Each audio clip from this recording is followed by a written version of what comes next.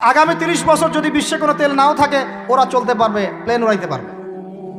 ওদের মিলস বন্ধ হবে না, ফ্যাক্টরি বন্ধ হবে না, ওদের ইন্টারনেট সেকশন বন্ধ হবে না, বিদ্যুৎ বন্ধ হবে না, ওদের কোনো কিছুই বন্ধ হবে না, কোনো প্রযুক্তি বন্ধ হবে না। এত তেল তারা এখন রিজার্ভ করলো কি দিয়ে? ওর দেশে ছাপানো বিনামূল্যের ডলার দিয়ে। এরপরে তারা আরবদেরকে বুঝালো, ইয়া শাইখ, আরবদেরকে বুঝালো, হাবিবি, ইয়া হাবিবি, কাছে আসেন, শোনেন, আমরা আপনাদের কাছে তেল আছে, আপনারা তো তেল বয়কট করে দিয়েছেন, আর তেল ছাড়া তো আমাদের যুদ্ধ বিমান ফ্লাই করছেন। তেল কাদেরকে দিয়েছে আল্লাহ পাক? মিডল ইস্ট আরবকে দিয়েছে, ঠিক আছে। এখন হাবিবিকে বলা হচ্ছে আপনারা তো তেল বয়কট করে দিলেন। এটা করেছিল বাদশাহ ফয়সাল, বলেন রাহিমাহুল্লাহ, উনি একজন সাহসী নেতা ছিলেন, এই জন্যই তাকে গুপ্ত হত্যা করা হয়েছে। সাহসী যারা, তাদেরকে গুপ্ত হত্যা করে, এটা একটা সুন্নত, এটা মাথায় রাখবেন। খুব ট্যালেন্টেড একজন দেখবেন, খুব ট্যালেন্টেড একজন বিজ্ঞানী দেখবেন, হঠাৎ নাই তাবাস করে মিসাইল এসে পড়ে গেল। এমন সূক্ষ্ম স্নাইপার দূর থেকে 12,000 কিলোমিটার দূর থেকে মেরে দিল, আপনার কলিজার মধ্যে ফেলে গেল। এগুলো জেনে বুঝেই আমরা প্রতিদিন সকাল করি, সন্ধ্যা করি, আলহামদুলিল্লাহ। কারণ অ্যাটলিস্ট আপনাকে তো জানতে হবে, জেনে নেন, পরে আপনারা চিন্তা করবেন যে কিভাবে লাইফ লিড করবেন। ফাযাক্কির ইন্নামা আনতা মুযাক্কির, আপনি উপদেশ দিন, শুধু আপনি উপদেশ দাতা, লাস্তা আলাইহিম বিমুসাইতির। ফাযাক্কির ইন নাফাআতিয যিকরা সায়াযাক্কারু মা ইয়াখশা, যারা আল্লাহকে ভয় করে তারা ফিরে আসবে ইনশাআল্লাহ। তো যেটা বলছিলাম, বাদশাহ ফয়সাল একদম বয়কট করে দিলেন। এবার ওরা এসে বুঝাচ্ছে যে তেল ছাড়া তো আমাদের চলছে না। এদিকে ওদের ডলারের মান কমে যাচ্ছে, মুদ্রাস্ফীতি হচ্ছে, ইনফ্লেশন হচ্ছে। এখন তারা বোঝালো যে ঠিক আছে, একটা চুক্তি করা যাক। যুবকরা ভালো করে শোনেন, এগুলো জানেন না বলেই অনেক সময় আপনি সহি বলে সহি ভুল পথে যাচ্ছেন। ভাই, সহি পথেই যাচ্ছেন, বাট এটা সহি ভুল হয়ে যাচ্ছে। কথা বুঝতে পারছি? সহিহের আড়ালে একটা মারাত্মক জয়ীফ আর জাল আকীদা আছে, এটা আপনার সামনে সহি দিয়ে ঢেকে দেওয়া হয়েছে, বুঝতে পারতেছেন না। এই জায়গাটাকে ভালো করে বোঝেন। যখন উম্মতের সাথে কেউ গাদ্দারি করে তখন সে সহি থাকে না। উম্মতের সাথে কেউ যদি গাদ্দারি করে তখন সে কি থাকে না? সহি থাকে না। এখন আসেন, আমি ধর্মতাত্ত্বিক কথা বলছি আগে। এখানে বাদশাহ ফয়সাল তাকে কনভিন্স করা হলো, ঠিক আছে, আমরা তেল কিনবো, আপনাদের কাছ থেকে কিনবো, আপনাদের গলফ কান্ট্রি যেগুলো আছে এদের কাছ থেকে কিনবো, তবে একটা শর্ত, আপনারা তেল বিক্রি করবেন শুধু মার্কিন ডলারে, অন্য কোনো কারেন্সিতে তেল বিক্রি করতে পারবেন না। বলেন নাউজুবিল্লাহ। আপনি বাংলাদেশ গভর্নমেন্ট যদি গিয়ে এক ব্রিফকেসের মধ্যে 1 কোটি টাকা নিয়ে যায়, বুঝেন কথা, বুঝতে পারতেছেন? 1 কোটি টাকা আমাদের টাকা নিয়ে গিয়ে যদি বলে শেখ হাবিবি আমাকে তেল দাও, ওরা বলবে তেল দিতে পারবো না, খালাস, কুল্লু খালাস, এখান থেকে বের হও। কথা বুঝতে পারেন নাই? 1 কোটি কি দিবেন? টাকা, তেল দিবেন না, লিখে নেন, দিবেন। কিন্তু সেই 1 কোটি টাকাকে যদি আপনি ডলারে কনভার্ট করেন, ওটাকে ডলার দিয়ে কনভার্ট করেন, করে যদি বলেন হাবিবি তেল, তখন বলবে যে আসো তাআলিলাহি, তেল নিয়ে যাও, খালাস, কুল্লু খালাস। এটা বুঝতে পারছেন? তেল বিক্রি করব শুধুমাত্র ডলার দিয়ে, ডলার ছাড়া অন্য কোনো কারেন্সিতে তেল বিক্রি করতে পারবো না। এইটা পশ্চিমারা আরবদের সাথে একটা সন্ধি করলো, আর কি চুক্তি করলো। এই চুক্তির নাম হলো পেট্রো ডলার মনিটরি সিস্টেম। বুঝতে পারলাম? Petro dollar monetary system. এর বদৌলতে আরবের মরুভূমি হয়ে গেল এখন একদম অট্টালিকার প্রাসাদ। বোঝা যায়? মরুভূমিগুলো হয়ে গেল কি অট্টালিকার প্রাসাদ, আর বাকি পুরো মুসলিম উম্মার উপর দেখেন কি দুরবস্থা নেমে আসছে। শুধু তাই না, ওই ডলার হলো একদম লিডার, কারেন্সির লিডার। এখন ওই ডলার তেলের মান নির্ধারণ করবে, আপনি টাকা দিয়ে করতে পারবেন। সারা বিশ্বের সবচেয়ে বড় অর্থনৈতিক জুলুম হচ্ছে এই পেট্রো ডলার মনিটরি সিস্টেম। এর চেয়ে বড় কোনো জুলুম হয়নি অর্থনৈতিক জীবন। এখন অনেক ওলামায়ে কেরাম আছেন আপনারা এখানে, আমি জানি উপস্থিত, আপনারা একটু ফিকহের কিতাবগুলো মোতালা করে আমাদেরকে একটা ফতোয়া দিয়েন যে এইরকম মনিটরি সিস্টেম প্রণয়ন করা জায়েজ না নাজায়েজ। এটা আপনারা ফতোয়া দিয়েন, আমি ফতোয়া দিতে পারবো। আমি অর্থনৈতিক ভাষায় বলতেছি যে এই মনিটরি সিস্টেমটা পুরো বিশ্বে জুলুম নিয়ে আসছে। এখন আদতে, এখন শোনেন, এই অংশটুকু শোনেন, তারপরে আমি শেষের দিকে চলে আসতেছি। আদতে এতে পশ্চিমাদের লাভ কি হয়েছে শোনেন। আমার কাছে এই যে ডলার, এটা আমি ছাপাই আমার দেশে, আমার কারখানায়, আমার খরচ হচ্ছে কাগজ, আমার খরচ হচ্ছে মেশিন, আমার খরচ হচ্ছে কালি। বোঝা যায়? বোঝা যাচ্ছে? আচ্ছা, এখন সেটা আমি বানালাম, ছাপালাম, গিয়ে আমি আরবকে দিলাম, তেল দাও। ওরা এই কাগজের টাকাটা নিল, নিয়ে রিজার্ভ করলো, করে মূল যে তেল, এই তেলটা মনে করেন তেল বা সোনা, তেল বা সোনা, একই কথা, কারণ সোনার ফাংশন প্লে করছে এখন তেল। এখন তো যেহেতু গোল্ড দিনার নাই, দিরহাম নাই, এই তেলটা তারা নিয়ে ওদের দেশের আন্ডারগ্রাউন্ডে বাংকার আছে, গ্যালনকে গ্যালন তেল রিজার্ভ করতে থাকলো। এমনভাবে রিজার্ভ করতে থাকলো যে বিগত আগামী 30 বছর যদি বিশ্বে কোনো তেল নাও থাকে, ওরা চলতে পারবে, প্লেন উড়াইতে পারবে। ওদের মিলস বন্ধ হবে না, ফ্যাক্টরি বন্ধ হবে না, ওদের ইন্টারনেট সেকশন বন্ধ হবে না, বিদ্যুৎ বন্ধ হবে না, ওদের কোনো কিছুই বন্ধ হবে না, কোনো প্রযুক্তি বন্ধ হবে না। এত তেল তারা এখন রিজার্ভ করলো কি দিয়ে? ওর দেশে ছাপানো বিনামূল্যের ডলার দিয়ে। এবং সেই ডলারটা আমরা নিয়ে আমরা মাশাআল্লাহ অট্টালিকা নির্মাণ করলাম, আর মনে করলাম যে মাশাআল্লাহ আমি তো খুব ধনী হয়ে গেলাম, সমৃদ্ধি অর্জন করলাম। আদতে এখানে পশ্চিমাদের সবই লাভ। আমরা বলি না জালাও তাই কদু, আমরা বলি আম গেল সালাও গেল, তাই না? এখানে আমও তাদের, সালাও তাদের। আদতে আমাদের কিছু নাই। আপনারা হাসতেছেন, এইটা হচ্ছে সারা বিশ্বের সবচেয়ে বড় জুলুম। এখন আমরা তো থার্ড ওয়ার্ল্ডের কান্ট্রি, এটা হচ্ছে যারা বড় বড় ধনী রাষ্ট্র, ওদের অবস্থা হচ্ছে এই। আর আমরা যারা থার্ড ওয়ার্ল্ডের কান্ট্রি, উন্নত বিশ্বের দিকে এগিয়ে যাচ্ছে, আমরা যারা আস্তে আস্তে, যে পথে আমাদের দুর্নীতি বাধা, আমাদের এই যে নৈতিকতার অবক্ষয় বাধা, আমাদের মধ্যে আমার অধীনতা বাধা, এই বাধাগুলো আমাদেরকে আগাতে দিচ্ছে না। তা আমাদের অবস্থা কি হতে পারে তাহলে চিন্তা করুন। এখন আমরা এই জায়গায় আছি, এই জায়গায় বসে আপনি মনে করছেন যে আপনি মাশাআল্লাহ খুব পাক্কা মুসল্লি, হালাল খাচ্ছেন, নামাজ পড়তেছেন, তাহাজ্জুদ গোজার, জান্নাত কিনে নিয়েছেন মাশাআল্লাহ। অথচ আপনার অর্থনীতি সুদভিত্তিক, এবং এই সুদভিত্তিক অর্থনীতির আন্ডারে থেকে কোনো বেসরকারি ব্যাংক পর্যন্ত 100% সুদমুক্ত সিস্টেম দিতে পারবে না। ফুল স্টপ, খালাস। আর এর উপরে আবার আছে ঘুষ, তার উপরে আবার আছে দুর্নীতি, তার উপরে আপনারা আবার মাপে কম দিচ্ছেন, তার উপরে আবার পণ্য মজুত করছেন, মার্কেটে ইচ্ছাকৃতভাবে প্রাইস বাড়ায় দিচ্ছেন, এই কাজগুলো করছেন। তাহলে আপনাকে কি আমি ভিতরে চোখ দিয়ে পুরো বিশ্বের রাজনীতি বোঝাতে পেরেছি? পুরো বিশ্বের অর্থনীতি বোঝাতে পেরেছি? পুরো বিশ্বের শিক্ষাটাও বুঝেন? এবার আপনার কাছে মনে হচ্ছে পুরো বিশ্বের শিক্ষা খুব উন্নত, বাহ্যিকভাবে বস্তুবাদী ক্ষেত্রে উন্নত, মঙ্গলে যাচ্ছি, চাঁদে যাচ্ছি, স্যাটেলাইট পাঠাচ্ছি ইত্যাদি, তো এগুলো বস্তুবাদী উন্নতি। আদতে কি হচ্ছে দেখেন, নীতি নাই, শিক্ষা অর্জন করার পর নৈতিকতা নাই, চরিত্র নাই, সালাম কালাম নাই, ধর্মভীরুতা নাই, আমানতদারিতা নাই। একজন ডক্টর, সে মাশাআল্লাহ ডক্টর হয়েছে, হওয়ার পরে এখন সে দেখছি কসাই হয়ে গেল। তাহলে কোন শিক্ষাটার ঘাটতি হলো? নীতির, নৈতিকতার, ইসলামের ওই বুঝটা নাই, পরকালীন কনসেপ্ট নাই। একজন ইঞ্জিনিয়ার মাশাআল্লাহ, আপনি theta, sine theta, cos theta সব তো বুঝেন মাশাআল্লাহ। আপনি একজন আর্কিমিডিস থেকে শুরু করে পিথাগোরাস সব পড়ে ফেললেন, কিন্তু ইঞ্জিনিয়ার হয়েও তো আপনি চোর হলেন। তাহলে কোন শিক্ষার অভাব হলো বলেন? একটা মেয়েকে আপনি দেখছেন মাশাআল্লাহ এগিয়ে যাচ্ছে, বাপরে বাপ, ফেমিনিস্ট রেভলিউশন।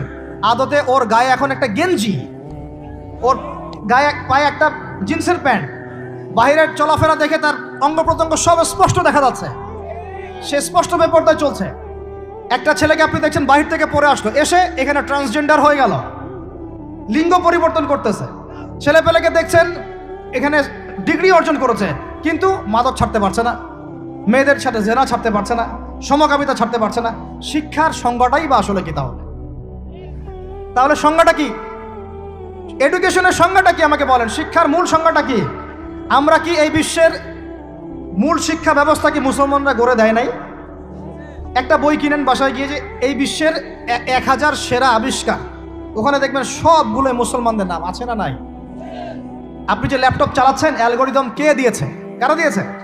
মুসলিমরা দিয়েছে। আপনি যে মেডিকেল সায়েন্সের কথা বলছেন, মূল জিনিসটা কে দিয়েছে? মুসলিমরা দিয়েছে। রক্ত সংবহন তন্ত্র কারা আবিষ্কার করেছে? মুসলিমরা। আপনি জাবির ইবনে হাইয়ানকে ছাড়া আপনি কেমিস্ট্রি পড়াতে পারবেন না। ইবনে রুশদ, ইবনে সিনাকে ছাড়া আপনি মেডিকেল সায়েন্স আগাতে পারবেন না।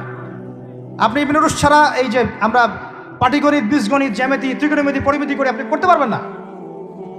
আমরা তো জেনারেল লাইন পড়েছি, আমাদের সাথে বসেন, এগুলো হয়তো সবাই আপনাকে বোঝাতে পারবে না। মূল জ্যোতির্বিদ্যায় যাচ্ছেন, আপনি অ্যাস্ট্রোনমিতে যাচ্ছেন, অনেক কিছু করছেন, আপনি মুসলিমদেরকে ছাড়া এক পা আগাতে পারবেন না। মূল ভিত্তিটা করে দিয়েছে কারা? উমাইয়ারা, আব্বাসীয়রা, সেলজুকরা, উসমানীয়রা এবং 4 খলিফার সময়। এই সময়ে এই শিক্ষার মূল ভিত্তি দাঁড়িয়েছে। এই যে আমরা যে নাহু সরফের কিতাবগুলো পড়ি, আমাকে বলেন তো, নাহু সরফের কিতাব রাসূলের যুগে ছিল? বলেন, ছিল না। কোন খলিফার সময় থেকে এগুলো সারা বিশ্বে ছড়িয়ে গেল? নাম জানেন? আলী ইবনে আবি তালেব। কি নাম? আলী ইবনে আবি তালেব। আরবি ব্যাকরণের পুরো ভিত্তি দিয়ে দিয়েছেন তিনি, লুগা দিয়ে দিয়েছেন, কায়দাগুলো দিয়ে দিয়েছেন। এখন সারা বিশ্বের মানুষ আরবি পড়ছে, আরবি বুঝতে পারছে, ব্যাকরণ বুঝতে পারছে, কোরআন নিয়ে গবেষণা করতে পারছে। প্রত্যেকটা সেক্টর, ধর্মীয় অঙ্গন বলেন, অর্থনীতি বলেন, জ্যোতির্বিদ্যা বলেন, কেমিস্ট্রি, ফিজিক্স যাই বলেন, মুসলমানদের কাছে আগাতে পারবেন। তাহলে আমরা যে যুগে ছিলাম সেখানে কি ফিরে আসা যাবে না? সম্ভব না? তাহলে প্রয়োজন কিসের? প্রয়োজনটা হচ্ছে, আমি জেনারেল শিক্ষার বিরোধী নই, কোশ্চিনকালেও নয়। জেনারেল শিক্ষা থাকবে, ইংরেজির প্রয়োজন আছে, বাংলা অবশ্যই প্রয়োজন আছে, মুক্তিযুদ্ধ সংস্কৃতি আমরা জানবো, শিখবো, চেতনা ধারণ করব, সব ঠিক আছে। আমরা সমাজবিজ্ঞান পড়বো, দর্শন পড়বো, সায়েন্স পড়বো, আর্টস পড়বো, কমার্স পড়বো, সব ঠিক আছে ভাই। মেডিকেল সায়েন্স পড়েন, ইঞ্জিনিয়ারিং পড়েন, কিন্তু কোরআন বাদ দিয়ে নয়, হাদিস বাদ দিয়ে নয়, আকীদা বাদ দিয়ে নয়, সিরাত বাদ দিয়ে নয়, ফিকহ বাদ দিয়ে নয়। রাজি আছেন ইনশাআল্লাহ? এখন আমাকে বলেন এর উপায় কি? এর আসল উপায় কি? এখন এটা কি আপনি চাইলেই প্রতিষ্ঠা করতে পারবেন? আমার ক্ষুদ্র জ্ঞানে আমার কাছে 3টা উপায় মনে হয়। কয়টা উপায় ভাই? এক নাম্বারটাই সবচেয়ে কঠিন উপায় এবং একই সাথে সবচেয়ে ইফেক্টিভ উপায়। এটা যদি করা যায় তাহলে আর 2-3-এর প্রয়োজন হবে না। সেটা হলো, জাস্ট যদি আমাদের ঊর্ধ্বতন কর্তৃপক্ষ, আমাদের শিক্ষা মন্ত্রণালয়, আমাদের গভর্নমেন্ট, আমাদের প্রশাসন, আমাদের সরকার, তারা যদি একটা টেবিলে বসে ওলামায়ে কেরামদেরকে নিয়ে বসে, প্রতিভাবান ইয়াংদেরকে নিয়েও বসে, শিক্ষা নিয়ে যাদের অবদান আছে তাদেরকে নিয়ে বসে যদি একটা শিক্ষানীতি প্রণয়ন করে যে না, আমাদের দেশটা মুসলিম কান্ট্রি, বেশিরভাগ মানুষই মুসলমান জনগণ, মুসলমান যুবক, মুসলমান যুবতী, মুসলমান শিশু কিশোর বেশিরভাগই মুসলিম। অ্যাজ এ ডেমোক্রেটিক সিস্টেম এখানে বেশিরভাগই মুসলিম। তাহলে তাদের স্বার্থ বিবেচনা করে আমরা একটা শিক্ষানীতি প্রণয়ন করি না কেন? একটা শিক্ষানীতি প্রণয়ন করি যেখানে প্লে গ্রুপ থেকে শুরু করে মাস্টার্স পর্যন্ত আমরা মাশাআল্লাহ 2টা শিক্ষাকে সমন্বয় করে দিব। এই সমন্বয়টা করলে আমার ছেলে, বললাম তো, 2 দিকেই ইনশাআল্লাহ এক্সপার্ট হবে। আমাদেরকে আলাদা করে কোনো প্রতিষ্ঠান খুলতেও হবে না। এটা কি করা যায় না? এটা যদি করা যায় তাহলে আমাদেরকে আলাদা করে কোনো মাদ্রাসাও খুলতে হচ্ছে না এখন, বরং যা আছে এটা দিয়ে যথেষ্ট। আর সুন্দর নীতি থাকবে, সিলেবাস করে দেওয়া হবে, দেখবেন সবাই একই ভাষায় কথা বলছে, একই শিক্ষা শিক্ষিত হচ্ছে। একটা লেভেল পর্যন্ত অ্যাটলিস্ট মানুষ নৈতিক শিক্ষা পাবে, ইসলামী শিক্ষা পাবে। পরবর্তীতে গিয়ে ফ্যাকাল্টি আলাদা হয়ে যাবে, তারা কেউ ইঞ্জিনিয়ার, কেউ ডক্টর, ইত্যাদি ইত্যাদি হতে পারে।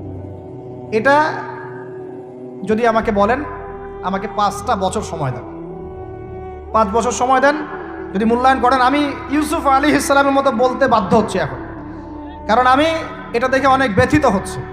কেউ বলুক না বলুক, আমি কোনো দলের পক্ষ থেকে বলছি না, কোনো মতের পক্ষ থেকে না, কোনো রাজনৈতিক ব্যক্তিবর্গের পক্ষ থেকেও নয়, আমি আমার ব্যক্তিগত ব্যক্তি স্বার্থের পক্ষ থেকে বলছি, আমাকে 5টা বছর সময় দেন, ইনশাল্লাহ এটা আমি করে দিতে পারবো।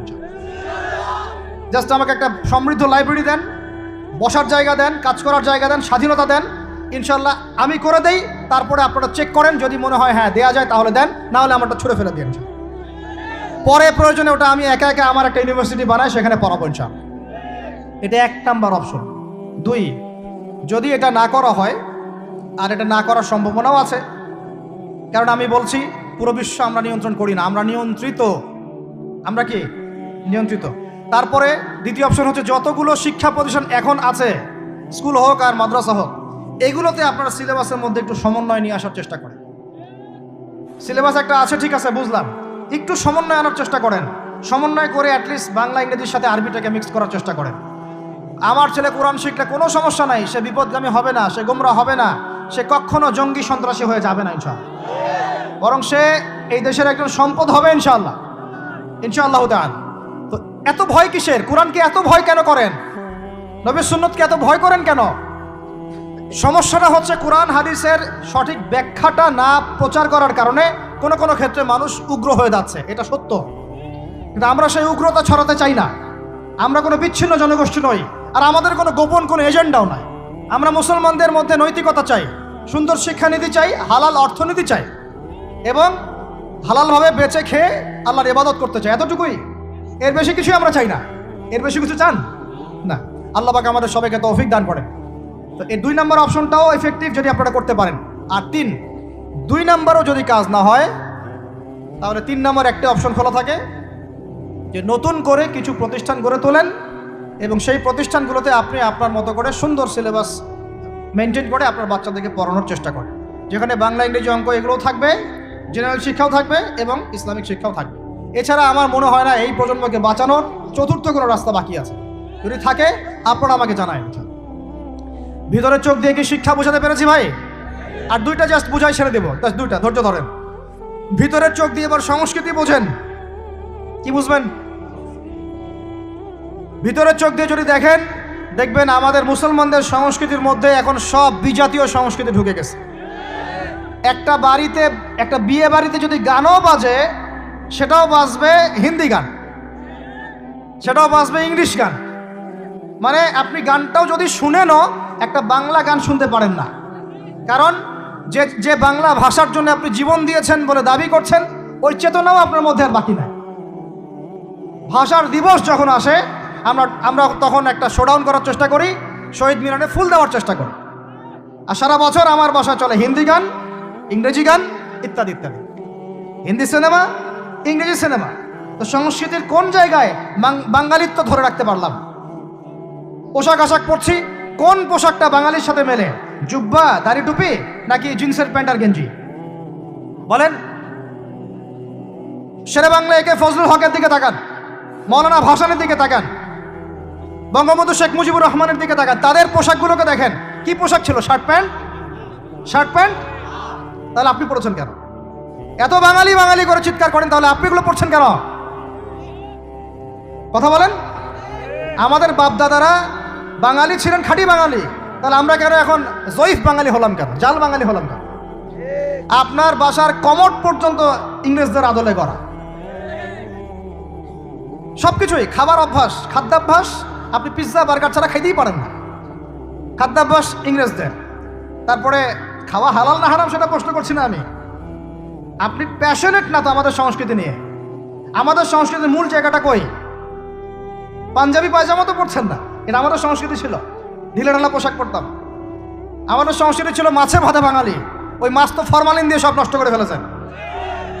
মাছেও ভেজাল, ভাতেও ভেজাল, পুকুর সব ভরাট করে ফেলতেছেন, নদীগুলো শুকায় যাচ্ছে। নদীমাতৃক বাংলাদেশ, নদী কোথায়? নদীতে পানি কোথায়? বলেন। পানির ন্যায্য হিস্সাই বা কোথায়? আমাদের কি পানির ন্যায্য হিস্সা দেওয়া হচ্ছে? তাহলে আমরা কি দাস হয়ে থাকবো নাকি? আল্লাহ পাক আমাদেরকে বোঝার তৌফিক দান করেন। সংস্কৃতি দেখেন, সংস্কৃতি কি ছিল আমাদের? আমাদের বাপদাদাদের যুগটা চলে যান, ওই ফজরের আগে তারা ঘুম থেকে উঠতেন। আসসালাতু খায়রুম মিনান নাওম, কানে গেলে ঘুম থেকে উঠে যাইতেন, নামাজ পড়তেন। বাংলার ঘরে ঘরে কোরআন তেলাওয়াত শোনা যাইতো। এখন কি শোনা যায়? ফজরে, ফজরে পুরা ঘুম। প্রথম কাতারে আপনি যে কয়টা মানুষকে পাবেন, তার মধ্যে 90% দাড়ি পাকা। যুবকদেরকে আপনি পাবেন না। এরা ঘুমাচ্ছে রাত 3টায় 4টায়, 3-4টা পর্যন্ত এরা ফেসবুক, ইউটিউব, টিকটক এবং মেয়েদের সাথে হারাম অ্যাফেয়ার্স। এই ছেলেরা কি আদতে বাঙালি? এরা কি বাঙালি? না আমরা মুসলমান হতে পেরেছি ঠিক মতো, না বাঙালি হতে পেরেছি ঠিক মতো। যখন ইংরেজ বিরোধী বিদ্রোহ চলছিল না, তখন বাঙালিরাও কবিতা লিখেছিল হিন্দিতে। আপনারা তো এগুলো হিস্ট্রি পড়েনও না। তখন তারা বলতেন, একটা স্লোগান দিতেন, सरफरोशी की तमन्ना अब हमारे दिल में है, देखना है जोर कितना बाजुए कातिल में है। বুঝেন না এই কথা? আমাদের মনের মধ্যে এখন सरफरोशी की तमन्ना, স্বাধীনতার চেতনা আমাদের মনের মধ্যে এসেছে। দেখার বাকি আছে জালেমের বাহুতে কত শক্তি আছে। আপনারা এখন কাজী নজরুল ইসলামের কবিতা পড়েন না। এক ভাই কবিতা আবৃত্তি করেছিলেন এখানে, খুব সুন্দর হয়েছে, মাশাআল্লাহ মাশাআল্লাহ। এগুলোর চর্চা কোথায়? সংস্কৃতি নিয়ে যে আমরা এত বড়াই করি, বলেন বাঙালির সংস্কৃতির চর্চা কোথায়? কাজী নজরুল ইসলামের কবিতা আমরা আমাদের পাঠ্যপুস্তকে পড়েছি। ওমর রাদিয়াল্লাহু আনহুকে নিয়ে কবিতা ছিল, মনে আছে? মনে নেই, ভুলে গেছেন? আমরা পড়েছি, মনে নেই আপনাদের? আস্তাগফিরুল্লাহ। উমর ইবনুল খাত্তাব, আমিরুল মুমিনিন, তোমার কি জানি, তোমার স্মৃতি আজানের ধ্বনি না, জানে না মুয়াজ্জিন। আমি ভুলে গেছি, অনেকদিন আগে পড়াগুলো, আমি চর্চা এখন করি না।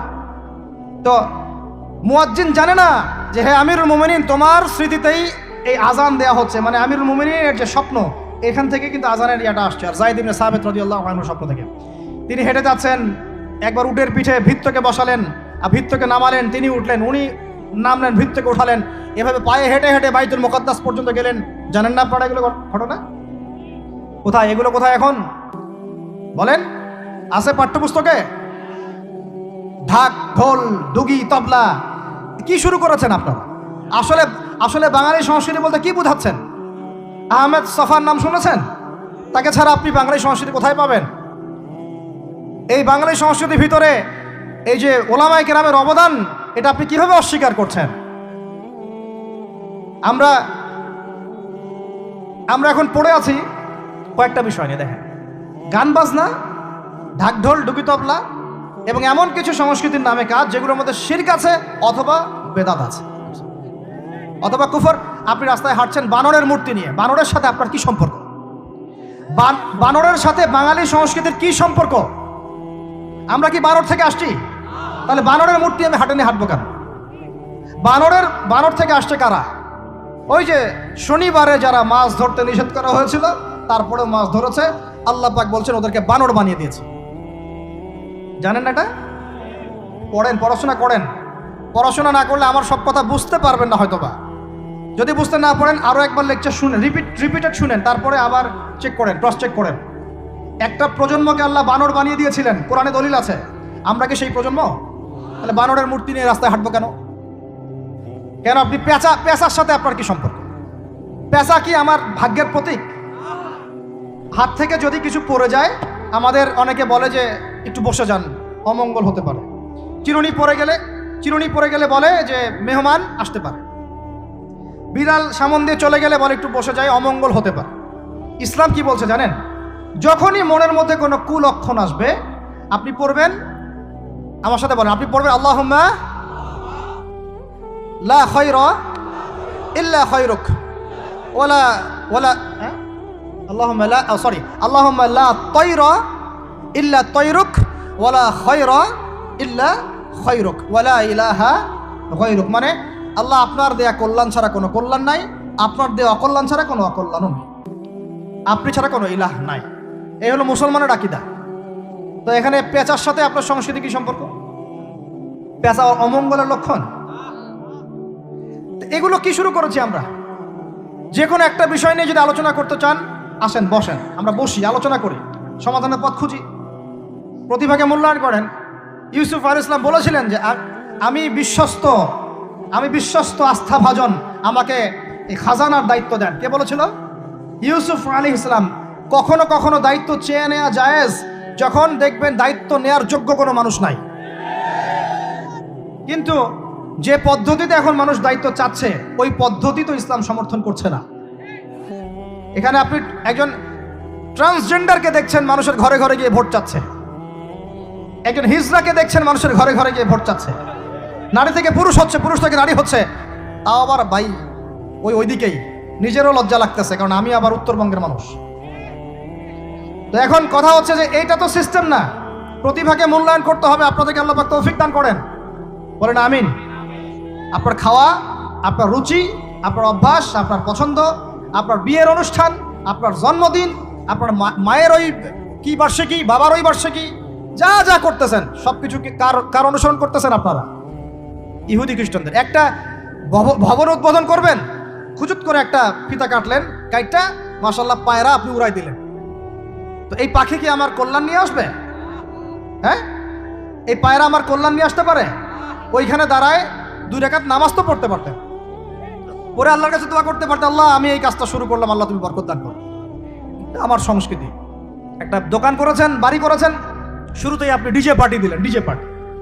সুবহানাল্লাহ। সূরা বাকারার তেলাওয়াত তো দিলেন না। তাহলে পুরো বিশ্বের প্রত্যেকটা ডিপার্টমেন্ট, মূল জায়গাগুলো আমরা এখন নিয়ন্ত্রিত হচ্ছি, এবং ভিতরের চোখ দিয়ে যদি দেখি আমরা আমাদের শেকড় থেকে দূরে সরে গেছি। ভাই আল্লাহ পাক আমাদের সবাইকে বোঝার তৌফিক দান করেন। কথা বললে অনেক কথা বলতে পারতাম, আজকে আর বলতেছি না, শেষ করে দিই। আরেকটা পয়েন্ট বলবো, খালি লাস্ট পয়েন্ট, সেটা হচ্ছে ধর্মীয় অঙ্গনে। শেষ পয়েন্টটা কি ভাই? প্রথম পয়েন্টটা মনে আছে? ভিতরের চোখ দিয়ে দেখবেন পুরো বিশ্বের ভূ রাজনীতি, ভিতরের চোখ দিয়ে দেখবেন পুরো বিশ্বের অর্থনীতি, ভিতরের চোখ দিয়ে দেখবেন পুরো বিশ্বের কি শিক্ষানীতি, ভিতরের চোখ দিয়ে দেখবেন পুরো বিশ্বের সংস্কৃতি, আর ভিতরের চোখ দিয়ে দেখবেন পুরো বিশ্বের ধর্মতাত্ত্বিক অবস্থা।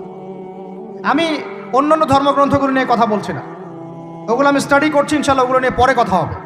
এখন আমি ওই জায়গায় আসি নাই যে ওইখান থেকে প্রত্যেকটা বিষয়ে ডিবেট করে ওদের সাথে আমি বাহাসে যাব, এরকম কোনো জায়গায় আমি এখনো পৌঁছাই নাই। আর এটার দরকার আছে, কারণ সারা দেশে খ্রিস্টান মিশনারিদের তৎপরতা বেড়েছে। এই জন্য আমাদেরকে তুলনামূলক ধর্মতত্ত্ব পড়তে হবে, ওদের সাথে আমাদেরকে বাহাস করতে হবে, এই ভাইদেরকে ফিরিয়ে আনতে হবে। অনেকে টাকার কারণে উত্তরবঙ্গের দিকে, দক্ষিণবঙ্গে, আপনার পাহাড়ি এলাকার দিকে এগুলোর তৎপরতা প্রচুর বেড়ে গেছে। আমরা তো মাশাআল্লাহ মিলাদ আর জিলাপি আর খোরমা আর কিয়াম নিয়ে দাঁড়িয়ে আছি। ভিতরে যে ইসলাম কোথায় চলে যাচ্ছে আমরা তো জানি না। আল্লাহ পাক আমাদেরকে বোঝার তৌফিক দান করেন। আরও বেড়েছে, ওই যে একটু আগে আপনারা আলোচনা করছিলেন কাদিয়ানি মতবাদ, এটা বাড়ছে। সুদি এনজিওর মতবাদ বাড়ছে। একজন আলেম বলেছিলেন বাংলাদেশের, যেদিন বাংলাদেশের 50% মানুষ খ্রিস্টান হয়ে যাবে, শিয়া হয়ে যাবে, কাদিয়ানি হয়ে যাবে, ওই দিন আপনাদের হুঁশ ফিরবে। আল্লাহ পাক আমাদেরকে ওই দিন আসার আগেই হুঁশে আসার তৌফিক দান করেন। সব ইখতিলাফি বিষয়গুলো ভুলে যান, মুমিনদের সাথে থাকেন, ওলামায়ে কেরামের জামাতের সাথে থাকেন, ছোটোখাটো বিষয় নিয়ে তর্ক করা বন্ধ করেন, ইস্যু পাগল হওয়া বন্ধ করেন, ডিভাইস আসক্তি বন্ধ করেন, এই শোডাউনগুলো বন্ধ করেন, মূল জায়গাগুলোয় কাজ করেন। সালাত, তাহাজ্জুদ, হালাল রিজিক, আদর্শ পরিবার গঠন, ঠিক আছে, দাওয়াতের মেহনত, সৎ কাজে আদেশ, অসৎ কাজে নিষেধ, এগুলোতে মনোযোগী হন। আল্লাহ পাক ইনশাআল্লাহ আমাদেরকে তৌফিক দান করবেন ইনশাআল্লাহ। কারণ আল্লাহ ওয়াদা করেছেন, ইন তানসুরুল্লাহ ইয়ানসুরুকুম, তোমরা আল্লাহকে সাহায্য করো, আল্লাহ তোমাদেরকে সাহায্য করবে ইনশাআল্লাহ। কিন্তু ওয়াইন তাতাওয়াল্লাউ, তোমরা যদি সাহায্য না করে মুখ ফিরে চলে যাও, তাহলে ইয়াস্তাবদিল কওমান গায়রাকুম, আল্লাহ পাক অন্য কওমকে তোমাদের জায়গায় নিয়ে আসবেন, তোমাদেরকে সরাই দিবেন। সুম্মা লা ইয়াকুনু আমসালাকুম, তারা তোমাদের মতো অপদার্থ হবে না। নাউযুবিল্লাহ। আমরা চাই আল্লাহ যেন আমাদেরকে সরিয়ে না দিয়ে আমাদের দ্বারাই খেদমত নেন। আল্লাহ পাক কবুল করেন। আমাদের এই পুরো প্রজন্মটাকে আল্লাহ পাক তওবা করে ফিরে আসার তৌফিক দান করেন। বিশ্বের বুকে ওমর রাদিয়াল্লাহু আনহুর সময় আমরা যেমন মাথা উঁচু করে বাঁচতাম, ওইভাবে বাঁচার তৌফিক দান করেন। এমন একটা জায়গায় পুরো জাতিকে নিয়ে যাওয়ার তৌফিক দান করেন যেন আমাদের ভয় ওরা থরথর করে কাঁপা শুরু করেন। এগুলো বললে অনেক কথা, বললে কথা অনেক দিকে চলে যায়। কথা হচ্ছে, আমরা বিগত 70 বছরে আমরা একটা মিসাইল বানাতে পারি নাই এখন পর্যন্ত।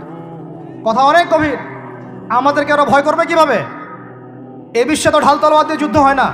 ওয়াইদ্দু লাকুম মাস্তাতাতুম মিন কুওয়াতিন, সূরা আনফালের মধ্যে আল্লাহ পাক আয়াত নাযিল করেছেন, হে মুসলিমরা তোমরা শক্তি অর্জন করো, তোমরা শক্তি সামর্থ্য অর্জন করো।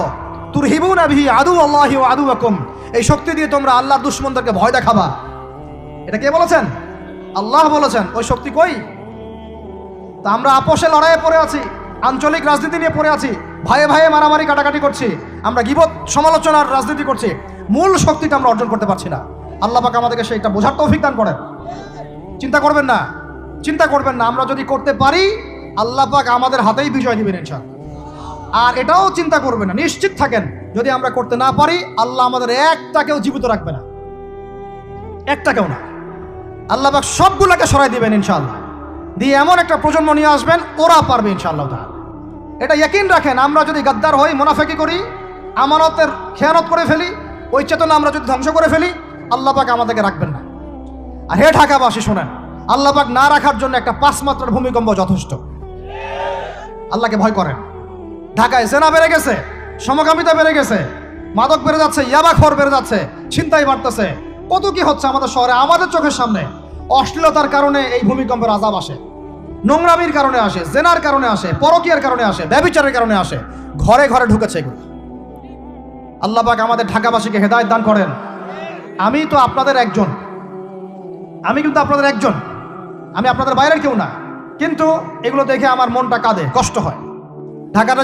ঢাকা যেমন মসজিদের শহর, এই মসজিদের শহরের মধ্যে এরকম অন্যায় অবিচার ঘরে ঘরে কেমন করে ছড়িয়ে পড়ে, কেমন করে? একটা অপরাধ হয়েছে আমাদের, অপরাধটা হচ্ছে আমরা সৎ কাজে আদেশ করেছি, অসৎ কাজে সমানভাবে নিষেধ করি নাই। সৎ কাজে আদেশের সাথে এখন থেকে অসৎ কাজে নিষেধও করবেন। আল্লাহ পাক তৌফিক দান করেন। আল্লাহ পাক এই জজবা চেতনা আপনাদের সবার মধ্যে দান করেন, আমিন। আইন হাতে তুলে নেবেন না, কিন্তু অন্যায়ের প্রতিবাদ করবেন। অন্যায়ের কি করবেন? প্রতিবাদ করবেন। শেষ পয়েন্টটা বলি, ধর্মীয় অবস্থাটা কি? ভিতরে চোখ দিয়ে দেখেন। আপনার কাছে মনে হচ্ছে আমরা সবাই সংখ্যায় অনেক বেশি, কোটি কোটি মুসলমান, এত এত মুসলিম রাষ্ট্র, এত এত তেল, এত এত মিলিটারি পাওয়ার, ইত্যাদি ইত্যাদি, এত সংগঠন, অনেক কিছু, এত ধর্মীয় দল, এত আলেম ওলামা। বাস্তবিক অর্থে ভিতরের চোখ দিয়ে যদি আপনি দেখেন, দেখবেন যে আমরা সংখ্যায় বেশি হওয়ার সত্ত্বেও আপোষে অসংখ্য দলে বিভক্ত হয়ে গেছে। যতক্ষণ পর্যন্ত আমরা ইউনাইটেড হচ্ছি না, ধর্মতাত্ত্বিকভাবে একটা জায়গায় আসছি না, একটা জামা ফর্ম করছি না, একটা ইমারা কায়েম করছি না, এবং আমাদের মধ্যে একজন আমিরুল মুমিনিন নির্ধারণ করছি না, ততক্ষণ পর্যন্ত আপনি আল্লাহর রাস্তায় দিন ইকামত করতে পারবেন না। এটা আমাদের মূল সমস্যা, মূল গোড়ার সমস্যা। আর এই সমস্যাটাকে আম জনগণ কোনোভাবে উস্কে দিবেন না। আপনারা ওলামায়ে কেরামদের মধ্যে বিভক্তি বাড়াই দিবেন না, উস্কে দিবেন না, অনলাইন গরম করবেন না, চুপ করে থাকবেন। কিছু বলার যদি না থাকে চুপ করে থাকেন, তা বলার দরকার নাই। ওলামায়ে কেরামদেরকে একটা জায়গায় বসতে দেন। তারা যদি একটা জায়গায় বসে, একটা টেবিলে বসে, একে অপরের সাথে মোয়ানাকা করে, চা খায়, সালাম বিনিময় করে, ইনশাআল্লাহ দেখবেন ঐক্য হয়ে গেছে। এবং ওলামায়ে কেরামরা যখন আমাদের রাজনীতিবিদদের সাথে থাকবেন, একটা ঐক্যবদ্ধ শক্তি হবে, তখন দেখবেন রাষ্ট্র, অর্থনীতি, রাজনীতি এবং ধর্মতাত্ত্বিক সব দিক দিয়ে এগিয়ে যাবেন। এই জিনিসটার ঘাটতি আছে আমাদের মধ্যে। আমরা অনেক সময় মনে করি ও পলিটিশিয়ানের সাথে আমার চলার দরকার নেই, ও তাগুত, ও কাফের, ও মোশরেক, ও এটা ওইটা। দেখেন, নবী করিম সাল্লাল্লাহু আলাইহি ওয়াসাল্লামকে সবচেয়ে বেশি সাপোর্ট করেছেন তার চাচা আবু তালেব। আবু তালেব মুসলমান হননি শেষ পর্যন্ত, তার বাসাতে তিনি থেকেছেন, বড় হয়েছেন, ব্যবসা করেছেন। চাচাকে কালিমা পড়াতে পারেন নাই, দ্বীনের পথে আনতে পারেন নাই, তাই বলে কি তিনি চাচার সঙ্গ ছেড়ে দিয়েছিলেন? আমরা সবাই নিজেকে আলাদা বিভক্ত মনে করি। নসিহতের মধ্য দিয়ে, সদুপদেশের মধ্য দিয়ে, একটা ভ্রাতৃত্বের বন্ধনের মধ্য দিয়ে। সবাই তো আর খারাপ না রে ভাই, সবাই কি খারাপ? এখানে অনেক অসংখ্য ভালো মানুষ আছেন, প্রত্যেকটা সেক্টরে আছে। আপনার আমার চেয়ে বেশি ইমানদার আছে, আপনি জানেন না? প্রত্যেক ডিপার্টমেন্টে আপনার আমার চেয়ে বড় বড় ইমানদাররা আছে, কিন্তু পরিবেশ পরিস্থিতির কারণে হয়তোবা তারা তাদের ইমানটাকে জাহির করতে পারছে না। আমরা উগ্র হব না, তাদের প্রতি আমরা নসিহত করব, নরম হব, সবর করব, দাওয়াত দিব, এবং তাদেরকেও আমরা আমাদের একটা প্ল্যাটফর্মে আনার চেষ্টা করবো ইনশাআল্লাহ।